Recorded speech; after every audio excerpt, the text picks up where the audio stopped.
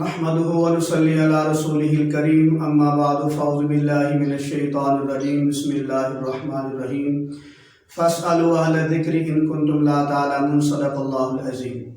میرے عزیز بھائیو، آج کا ہمارا پہلا مسئلہ یہ ہے، کیا لیٹ کر سونے سے یا ٹیک لگا کر سونے سے آدمی کا وضو ٹوٹ جاتا ہے کہ نہیں؟ میرے عزیز بھائیو، لیٹ کر سونے سے یا ٹیک لگا کر سونے سے آدمی کا وضو ٹوٹ جاتا ہے۔ آگے مسئلہ یہ ہے کہ اگر کوئی آدمی اپنا سراپا دیکھ لیتا ہے، کپڑے بدلنے کے وقت اپنی شرمگاہ پر نظر پڑ جاتی ہے، تو کیا آدمی کا وضو ٹوٹ جاتا ہے کہ نہیں؟ میرے عزیز بھائیو، اپنا سراپا دیکھنے سے آدمی کا وضو نہیں ٹوٹتا۔ آگے مسئلہ یہ ہے کہ اگر کوئی آدمی کسی کو برہنہ دیکھ لیتا ہے، کسی بالغ مرد کو یا نابالغ بچے کو برہنہ دیکھ لیتا ہے، تو کیا دیکھنے والے کا وضو ٹوٹ جاتا ہے کہ نہیں؟ میرے عزیز بھائیو، برہنہ دیکھنے کے ساتھ چاہے بالغ آدمی کو دیکھے یا نابالغ بچے کو دیکھے، برہنہ دیکھنے کے ساتھ آدمی کا وضو نہیں ٹوٹتا۔ آگے مسئلہ یہ ہے، اگر کوئی آدمی پجامہ جو ہے یا اپنے گھٹنے سے اوپر کر لیتا ہے، وضو کرنے کے بعد اگر کوئی آدمی پجامہ اپنے گھٹنے سے اوپر کر لیتا ہے تو کیا اس کا وضو ٹوٹ جائے گا؟ میرے عزیز بھائیو، اپنا پجامہ یا شلوار گھٹنے سے اوپر کرنے سے آدمی کا وضو نہیں ٹوٹتا۔ آگے مسئلہ یہ ہے کہ آگ پر پکی ہوئی چیز اگر کوئی آدمی کھاتا ہے، آگ پر پکی ہوئی چیز کھا لینے سے کیا وضو ٹوٹ جاتا ہے؟ میرے عزیز بھائی، نہیں، آگ پر پکی ہوئی چیز کھانے سے آدمی کا وضو نہیں ٹوٹتا۔ آگے مسئلہ یہ ہے کہ حقہ پینے کے ساتھ یا سگریٹ پینے کے ساتھ یا نسوار رکھنے کے ساتھ آدمی کا وضو ٹوٹ جاتا ہے کہ نہیں؟ میرے عزیز بھائیو، حقہ پینے کے ساتھ آدمی کا وضو نہیں ٹوٹتا، سگریٹ پینے کے ساتھ آدمی کا وضو نہیں ٹوٹتا، نسوار وغیرہ منہ میں رکھنے کی وجہ سے آدمی کا وضو نہیں ٹوٹتا۔ ان چیزوں کے استعمال سے آدمی کا روزہ ٹوٹ جاتا ہے لیکن وضو نہیں ٹوٹتا۔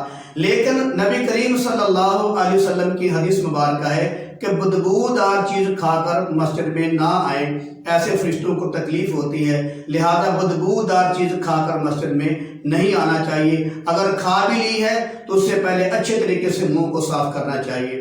لہذا سگریٹ پینے کے ساتھ، حقہ پینے کے ساتھ، نسوار وغیرہ استعمال کرنے کے ساتھ آدمی کا وضو نہیں ٹوٹتا۔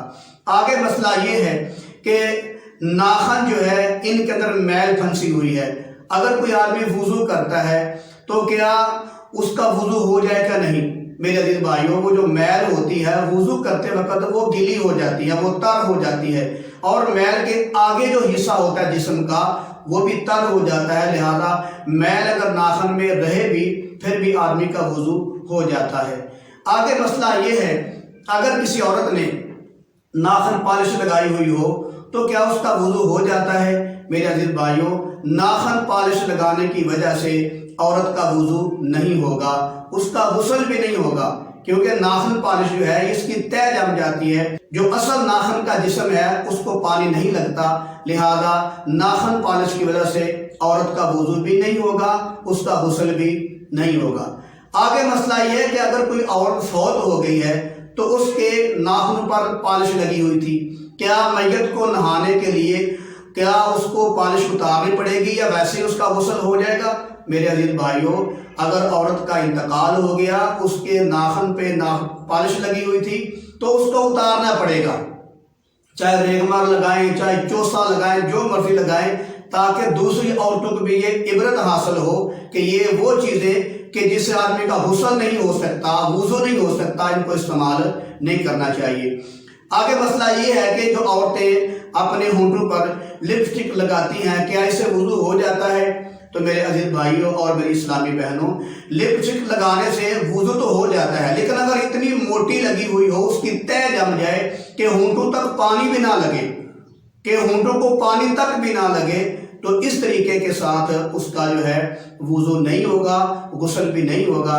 لیکن اگر اتنی باریک لگی ہوئی ہے کہ ہونٹوں تک پانی لگ جاتا ہے، ہونٹ تر ہو جاتے ہیں، جو اصل ہونٹ کا حصہ ہے وہ تر ہو جاتا ہے، تو اس سے وضو بھی ہو جائے گا، عورت کا غسل بھی ہو جائے گا۔ آگے مسئلہ یہ ہے، اگر عورت نے مہندی لگائی ہوئی ہے تو مہندی لگانے کی صورت میں کیا عورت کا وضو ہو جائے گا؟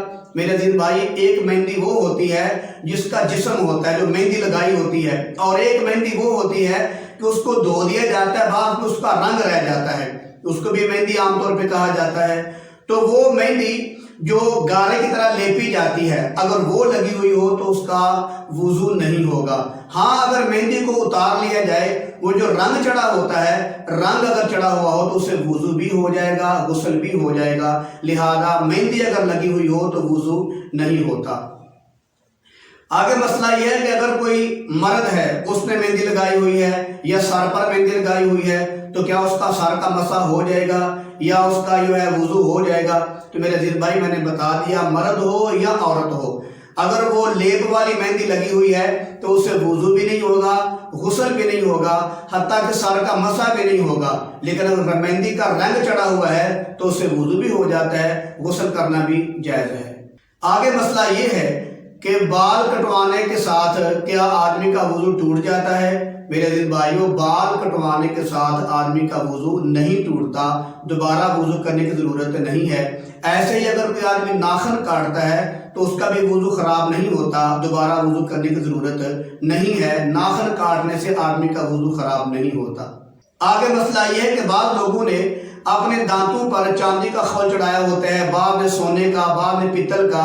کیا ان خول کی وجہ سے، لگے رہنے کی وجہ سے اس کا وضو ہو جاتا ہے؟ میرے عزیز بھائیوں، اگر کسی آدمی نے چاندی کا خول چڑھایا ہو، سونے کا ہو یا پیتل کا ہو، وہ چڑھا ہوا ہے تو اس سے وضو ہو جاتا ہے۔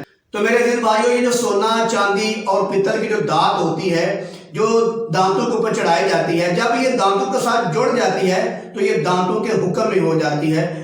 وَمَا عَلَيْنَا إِلَّا الْبَلَاغُ۔